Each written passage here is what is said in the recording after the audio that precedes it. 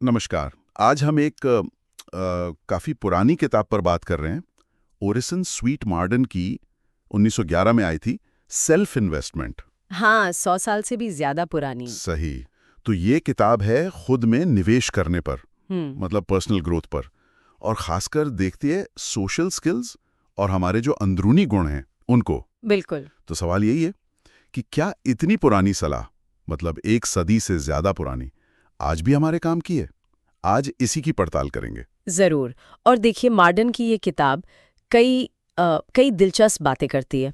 आज हम इसमें से 4 खास चीजों पर फोकस करेंगे। अच्छा, क्या क्या है वो? एक तो बातचीत की कला, मतलब अच्छी तरह बात करना क्यों जरूरी है और कैसे इसे बेहतर बनाया जाए। और? दूसरा, जिंदगी में सुंदरता को जगह देना, इसका क्या मतलब है ये देखेंगे। तीसरा, दूसरों के पास जो चीजें हैं उनका आनंद कैसे लें बिना जले हुए। ये तो बड़ा इंटरेस्टिंग है। हाँ। और चौथा और शायद सबसे अहम, पर्सनालिटी और टैक्ट, यानी व्यवहार कुशलता, हम्म, इसका हमारी सक्सेस और खुशी में क्या रोल है। ठीक है। तो चलिए बातचीत की कला से ही शुरू करते हैं। मॉडर्न इस पर इतना जोर क्यों देते हैं? क्या ये बस अच्छा बोलना सीखना है? नहीं नहीं, उससे कहीं ज्यादा है ये। मॉडर्न के लिए अच्छी बातचीत सिर्फ इन्फॉर्मेशन देना नहीं है, ये है दूसरों से कनेक्ट करना, पहला इंप्रेशन बनाना, और असल में जिंदगी में आगे बढ़ने का एक बहुत जरूरी जरिया है। अच्छा। वो उस जमाने के हार्वर्ड प्रेसिडेंट थे, चार्ल्स डब्ल्यू एलियट, उनका जिक्र करते हैं। हम्म। एलियट ने कहा था कि अपनी जबान, अपनी भाषा को ठीक से इस्तेमाल करना वो अच्छी पढ़ाई लिखाई का बेस है। ये बात तो है। पर मॉडर्न एक और बात कहते हैं जो थोड़ी चौंकाती है। वो कहते हैं कि कोई इंसान जो साफ साफ बोलता है, भले ही उसे जानकारी कम हो, हाँ, वो अक्सर उस ज्यादा ज्ञानी इंसान से भी ज्यादा असर डालता है जो अपनी बात ठीक से कह नहीं पाता। बिल्कुल। ये दिखाता है कि कहने का ढंग वो कितना पावरफुल हो सकता है। मॉडर्न का मानना था कि बातचीत शायद किसी भी दूसरी कला से, जैसे पेंटिंग या म्यूजिक से, ज्यादा तेजी से हमारी पर्सनालिटी को सामने लाती है। कैसे? मतलब हम कैसे बोलते हैं, क्या बोलते हैं, सुनते कैसे हैं दूसरों को, ये सब कुछ बता देता है कि हम अंदर से कैसे हैं। तो फिर अच्छा बोलने वाला बनने के लिए मॉडर्न क्या टिप्स देते हैं? सिर्फ बोलते रहना तो काफी नहीं होगा, है ना? नहीं, बिल्कुल नहीं। मॉडर्न साफ कहते हैं कि भाई फालतू की बातें या बिना सोचे समझे बकबक करने से बचना चाहिए। अच्छा। जरूरी ये है कि हम बोलने से पहले थोड़ा सोचें, फिर क्लैरिटी से, कम शब्दों में और सलीके से अपनी बात कहें। और वो ये भी कहते हैं कि खराब या मतलब बदतमीजी वाली भाषा दिखाती है कि इंसान में कल्चर की कमी है। और वो एक आम सोच को भी तोड़ते हैं कि अच्छे बोलने वाले तो जी पैदा होते हैं। हाँ, कई लोग ऐसा मानते हैं। वो कहते हैं ऐसा नहीं है, ये एक स्किल है।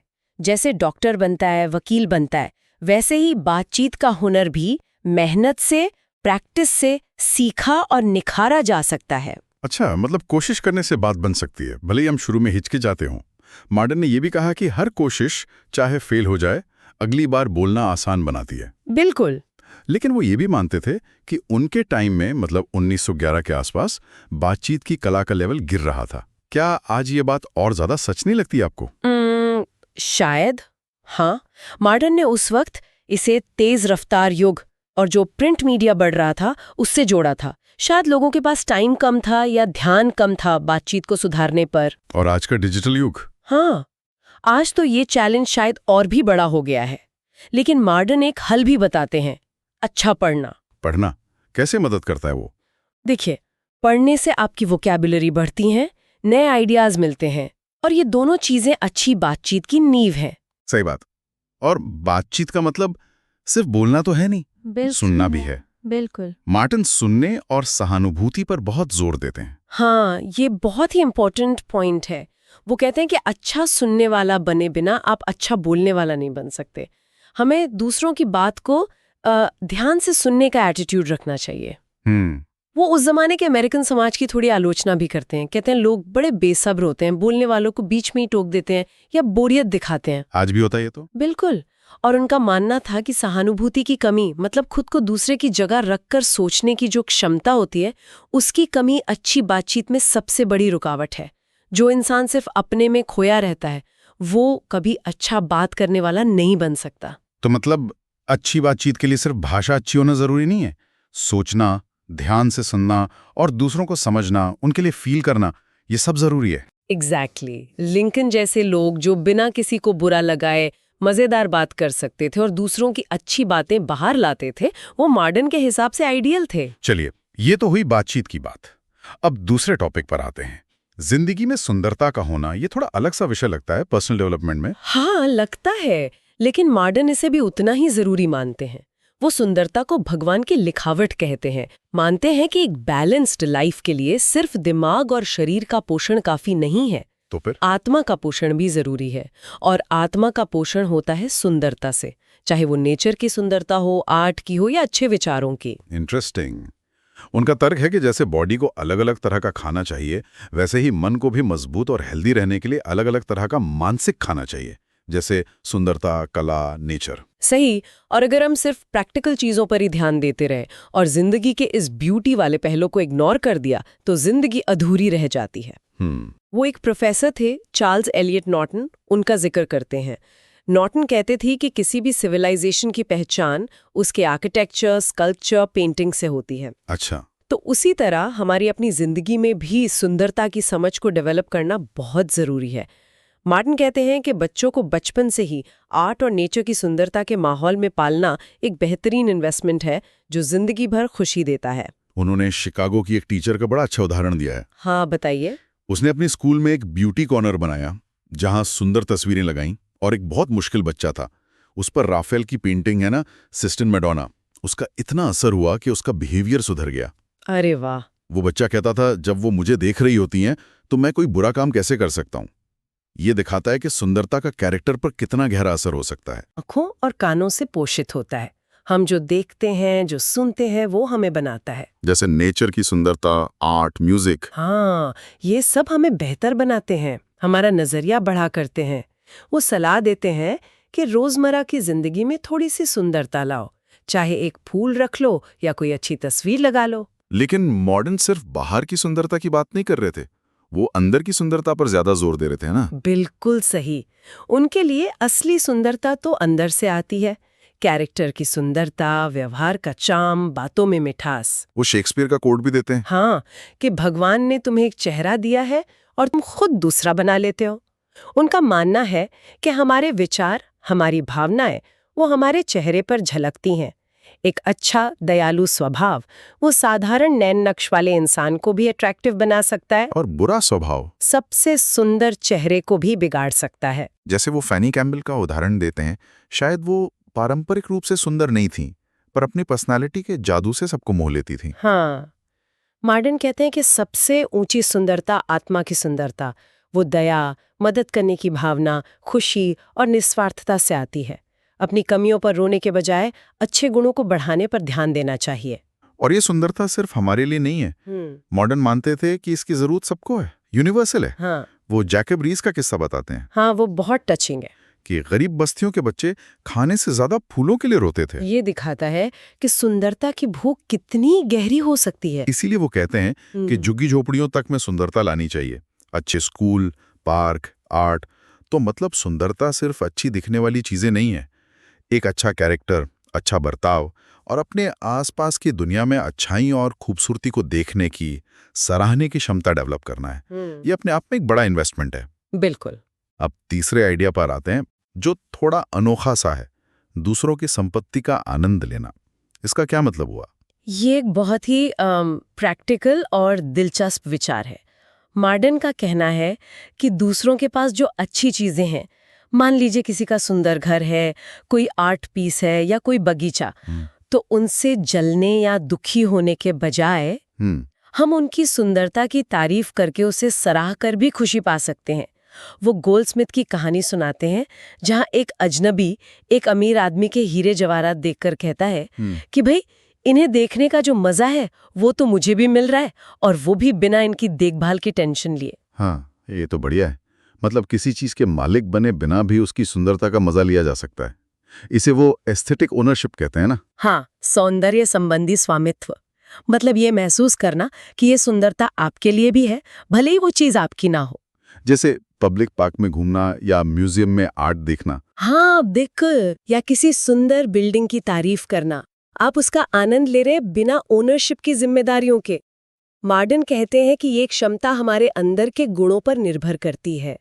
कुछ लोग तो सबसे खूबसूरत नज़ारों के बीच भी कुछ महसूस नहीं करते। और कुछ लोग साधारण चीजों में भी सुंदरता ढूंढ लेते हैं, जैसे कीचड़ में कमल खिलता है। ये तो सच में सोच बदलने वाली बात है। इसका मतलब है कि हम कितने अमीर या गरीब हैं, ये सिर्फ पैसे या चीजों से तय नहीं होता। सही, ये हमारे अंदर की सराहने और आनंद लेने की क्षमता से भी तय होता है। एक गरीब लेकिन खुशमिजाज और संतुष्ट इंसान मॉडर्न के हिसाब से उस अमीर लेकिन हमेशा दुखी और जलने वाले इंसान से कहीं ज्यादा अमीर है। तो उनका निचोड़ यही है कि खुशी का राज एक संतुष्ट मन में है, जो न सिर्फ अपने पास जो है उससे खुश है, बल्कि दूसरों के पास जो अच्छा है उसका भी आनंद ले सकता है। ये जलन और कुंठा से बचने का एक शानदार तरीका है। हमें बच्चों को भी यही सिखाना चाहिए।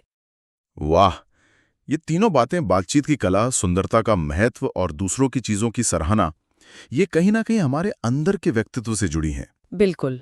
और यही हमें मॉडर्न के चौथे और शायद सबसे बड़े हिस्से पर ले जाता है, व्यक्तित्व और व्यवहार कुशलता, यानी टैक्ट। मॉडर्न पर्सनालिटी को इतना इंपॉर्टेंट क्यों मानते हैं? देखिए, मॉडर्न पर्सनालिटी को एक बहुत ही बारीक लेकिन बहुत शक्तिशाली चीज मानते हैं। एक तरह का कह सकते हैं पर्सनल ऑरा या मैग्नेटिक पावर, चुंबकीय शक्ति। हाँ, वो कहते हैं कि ये कभी-कभी आपकी बुद्धि या आपकी पढ़ाई लिखाई से भी ज्यादा जरूरी सफलता पूंजी साबित होती है। कुछ लोगों में ऐसी कशिश होती है कि वो हमें इंस्पायर करते हैं, हमारी हिम्मत बढ़ाते हैं, जैसे लिंकन थे या रूजवेल्ट। और दूसरी तरफ कुछ लोग ऐसे होते हैं जिनके साथ रहकर हमारी एनर्जी ही खत्म हो जाती है, हम छोटा महसूस करने लगते हैं। और इस फर्क का कारण क्या बताते हैं मॉडर्न? उनके अनुसार ये सारा खेल निस्वार्थता बनाम स्वार्थ का है। जो लोग सच में जेन्युइनली दूसरों में रुचि लेते हैं, दयालु होते हैं, मदद करते हैं, उनका व्यक्तित्व अपने आप आकर्षक हो जाता है। और अच्छी बात यह है कि इसे डेवलप किया जा सकता है। हाँ बिल्कुल, ये शारीरिक सुंदरता पर निर्भर नहीं करता। मॉडर्न फ्रांसीसी सैलून की उन महिलाओं का उदाहरण देते हैं जो शायद दिखने में बहुत सुंदर ना हो, लेकिन अपने व्यवहार, अपनी बुद्धि और अपने आकर्षण से सबको मोह लेती थीं। तो इसे डेवलप करने के लिए क्या चाहिए? अच्छा व्यवहार, टैक्ट यानी व्यवहार कुशलता, अच्छा जजमेंट, कॉमन सेंस, अच्छी पसंद, शालीनता, उदारता, संक्षेप में कहें तो दूसरों को अच्छा महसूस कराने की क्षमता, प्रसन्न करने की शक्ति। मॉडर्न इसे जिंदगी के हर पहलू में, खासकर बिजनेस में, एक जबरदस्त ताकत मानते हैं। हाँ, कई सफल लोग अपनी कामयाबी का क्रेडिट अपने अच्छे व्यवहार और लोगों को साथ लेकर चलने की क्षमता को देते हैं। रूखा या बदतमीजी वाला व्यवहार हमेशा नुकसान ही करता है। तो लोकप्रिय होना सिर्फ दिखावा नहीं है? नहीं, बिल्कुल नहीं। ये आपके कैरेक्टर, आपकी सक्सेस और आपकी खुशी के लिए अच्छा है। इसके लिए अपने स्वार्थ पर काबू पाना पड़ता है, विनम्र बनना पड़ता है, दूसरों से सहमत होना सीखना पड़ता है जहां तक हो सके, और एक अच्छा साथी बनना पड़ता है। मॉडर्न का सिद्धांत बड़ा सीधा है, निस्वार्थता खींचती है, स्वार्थ दूर भगाता है। इसमें सोशल मेलजोल का भी रोल होगा? बहुत बड़ा रोल है। मॉडर्न कहते हैं कि दूसरों से मिलना जुलना, खासकर मजबूत और पॉजिटिव पर्सनालिटी वाले लोगों से, हमारी बुद्धि को तेज करता है और हमारी छिपी हुई ताकतों को जगाता है। मन का मन से घर्षण, वो कहते हैं, किताबी ज्ञान से ज्यादा सिखा सकता है। लेकिन इसका फायदा तभी है जब हम खुद भी खुले दिल से मिलें। हाँ बिल्कुल, आप जो देंगे वही वापस मिलेगा। सोशल लाइफ को सेल्फ इम्प्रूवमेंट का एक स्कूल समझें। और मॉडर्न व्यवहार में खुलेपन यानी फ्रैंकनेस की भी तारीफ करते हैं। उनका मानना है कि जो लोग दिल के साफ होते हैं वो आसानी से भरोसा जीत लेते हैं, जबकि जो लोग बातें छुपाते हैं उन पर शक होता है। ये सब बातें सोशल सक्सेस के लिए जरूरी हैं। तो लोकप्रिय होने के लिए मॉडर्न का नुस्खा क्या है? लोगों में सच्ची दिलचस्पी लो, खुद दिलचस्प बनो, खुशमिजाज रहो, मददगार बनो, दयालु बनो, और सबसे जरूरी, सिर्फ अपने बारे में ही बातें मत करो। और वो रफ डायमंड वाली बात कि मैं अंदर से अच्छा हूँ, बाहर से जैसा भी हूँ। हाँ, मॉडर्न उसे खारिज करते हैं। वो कहते हैं हीरे को भी चमकने के लिए तराशना पड़ता है। हमारे अच्छे गुणों को भी शिक्षा और अच्छे सामाजिक व्यवहार की पॉलिश चाहिए होती है। आकर्षण का एक और राज मॉडर्न बताते हैं, कि हर कोई एक चुंबक है। हाँ, जो सिर्फ खुद से प्यार करते हैं वो खुद को ही खींचते हैं। जो बड़े दिल वाले होते हैं, दूसरों से प्यार करते हैं, उनमें रुचि लेते हैं, वो दूसरों को अपनी ओर खींचते हैं। ठंडे सेल्फ सेंटर्ड लोगों में वो कशिश नहीं होती। तो प्यार जीतने का एक ही तरीका है, प्यार करना। सही कहा, दूसरों में रुचि लेना, अपने स्वार्थ के दायरे से बाहर निकलना। अकेले रहने को या कटकर रहने को मॉडर्न कमजोरी मानते हैं। हाँ, इंसान को कनेक्शन चाहिए, साथ चाहिए। जिंदगी का सबसे अच्छा हिस्सा दूसरों से जुड़ने से ही आता है। हमें उन लोगों से जुड़ना चाहिए जो हमें अच्छाई देखते हैं, ना कि उन लोगों से जो हमेशा कमियां निकालते रहते हैं। एक और इंटरेस्टिंग बात, मॉडर्न मानते हैं कि हम अनजाने में अपने विचारों से दूसरों को प्रभावित करते हैं। हाँ, मतलब अगर हम किसी की कमियों पर ही ध्यान देंगे तो वो और बढ़ेंगी। बेहतर है कि पॉजिटिव गुणों पर फोकस करें। शर्म या झिझक को भी वो बस मन का वहम मानते हैं, जिसे पॉजिटिव सोच से दूर किया जा सकता है। और आवाज, मॉडर्न बोलने की आवाज को भी पॉपुलैरिटी और सोशल सक्सेस में बहुत इंपॉर्टेंट मानते हैं। हाँ, एक मीठी सधी हुई आवाज को वो अच्छे पालन पोषण और कल्चर की निशानी मानते हैं। कर्कश या तेज आवाज एक रुकावट हो सकती है। ये सब तो हुए व्यक्तित्व के पहलू। अब आते हैं व्यवहार कुशलता यानी टैक्ट पर। मॉडर्न तो यहां तक कह देते हैं कि प्रतिभा कुछ है, लेकिन व्यवहार कुशलता सब कुछ है। ये क्या चीज है भाई? हाँ, ये काफी बोल्ड स्टेटमेंट है। टैक्ट या व्यवहार कुशलता को डिफाइन करना थोड़ा मुश्किल है, पर मॉडर्न इसे दुनिया में आसानी से बिना झगड़े झंझट के आगे बढ़ने के लिए सबसे जरूरी गुण मानते हैं। मतलब ये वो कला है जिसे आप बिना किसी को बुरा लगाए कोई भी बात कह सकते हैं या कोई काम कर सकते हैं। सही टाइम पर सही बात सही तरीके से कहना। और अगर ये ना हो तो बहुत गड़बड़ हो सकती है। गलत फहमी, मनमुटाव, मौके हाथ से निकल जाना। मॉडर्न कहते हैं कि काबिलियत के साथ अगर टैक्ट हो तो तरक्की पक्की है। इसके बिना बड़ी से बड़ी काबिलियत भी बेकार हो सकती है। हर जगह इसकी जरूरत है। हाँ, बिजनेस में, दोस्ती में, परिवार में, हर जगह ये भरोसा जीतती है, दोस्त बनाती है। उन्होंने एक युवक का उदाहरण दिया था जो मामूली काबिलियत के बावजूद अपने टैक्ट के दम पर सीनेट तक पहुंच गया। हाँ, और वहीं कई काबिल लोग पीछे रह जाते हैं क्योंकि उनमें लोगों से डील करने का सलीका नहीं होता। जो लोग मुंह फट होने पर, मतलब ब्लंट होने पर गर्व करते हैं, वो अक्सर टैक्टफुल नहीं होते और ज्यादा सफल भी नहीं होते। तो डिप्लोमेसी एक तरह से कॉमन सेंस का ही रिफाइंड रूप है। बिल्कुल। टैक्टफुल इंसान जानता है कि कब क्या कहना है, कब चुप रहना है, कैसे अपनी बात रखनी है कि सामने वाले को बुरा भी ना लगे और काम भी हो जाए। लिंकन की कामयाबी में इसका बहुत बड़ा हाथ था। ह्यूमर भी अक्सर इसमें मदद करता है। ये दूसरों में से बेस्ट निकालने की कला है। हाँ, और दूसरों में इंटरेस्ट दिखाकर जल्दी दोस्त बनाने की कला है। हालांकि मॉडर्न ये भी मानते हैं कि कुछ लोग शायद ये सीख ही नहीं पाते, वो मोटी चमड़ी वाले होते हैं, पर ज्यादातर लोगों के लिए ये सीखने लायक गुण है। सफलता का राज मॉडर्न के अनुसार क्या है फिर? अपने आसपास के माहौल के प्रति सेंसिटिव होना, दूसरों के लिए हमदर्दी रखना, मददगार बनना, वक्त की नज़ाकत को समझना और सही टाइम पे सही काम करना। टैक्ट आपके लिए रास्ते आसान बनाता है, बंद दरवाजे खोलता है। डॉक्टरों के लिए तो ये बहुत जरूरी है। हाँ, एक हंसमुख टैक्टफुल डॉक्टर की मौजूदगी ही आधी बीमारी दूर कर सकती है। बिल्कुल। व्यक्तित्व और व्यवहार कुशलता कभी-कभी दवाओं से ज्यादा असर करती है। और इसका मतलब ये नहीं है कि आप झूठे या चापलूस बने। टैक्ट के बेस में क्या है?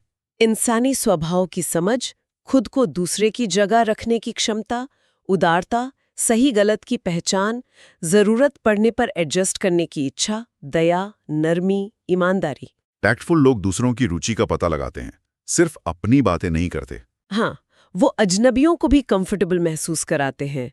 वो अपने ज्ञान से दूसरों को छोटा दिखाने की कोशिश नहीं करते, बल्कि ये जानने की कोशिश करते हैं कि सामने वाले को किस चीज में इंटरेस्ट है। तो कुल मिलाकर ओरेसन स्वेट मॉडर्न की ये 100 साल पुरानी किताब हमें सिखाती है कि खुद में इन्वेस्टमेंट का मतलब सिर्फ पैसा कमाना या डिग्री लेना नहीं है। सही। असली इन्वेस्टमेंट है असरदार तरीके से बात करने की कला सीखना, जिंदगी में सुंदरता को महत्व देना, अंदर भी और बाहर भी, दूसरों के पास जो अच्छा है उसकी तारीफ करना, और एक ऐसा पॉजिटिव, टैक्टफुल व्यक्तित्व बनाना जो दूसरों को अपनी तरफ खींचे और जिंदगी के सफर को आसान बनाए। हाँ, ये गुण सिर्फ पर्सनल सक्सेस ही नहीं लाते, बल्कि एक ज्यादा गहरी और संतोष भरी जिंदगी देते हैं। ये टाइमलेस प्रिंसिपल्स हैं, आज भी उतने ही रेलेवेंट हैं जितने 1911 में थे। और यहाँ एक सोचने वाली बात यह भी है, जैसा मार्डन इशारा करते हैं कि हमारे अंदर के विचार और हम किस चीज पर ध्यान देते हैं, ये ना सिर्फ हमारा कैरेक्टर बनाता है, बल्कि शायद हमारी बाहरी शक्ल सूरत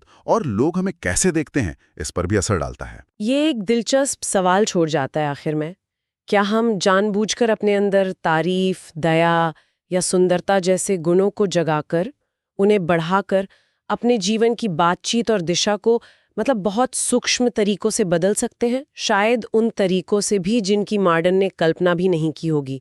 इस पर सोचा जा सकता है।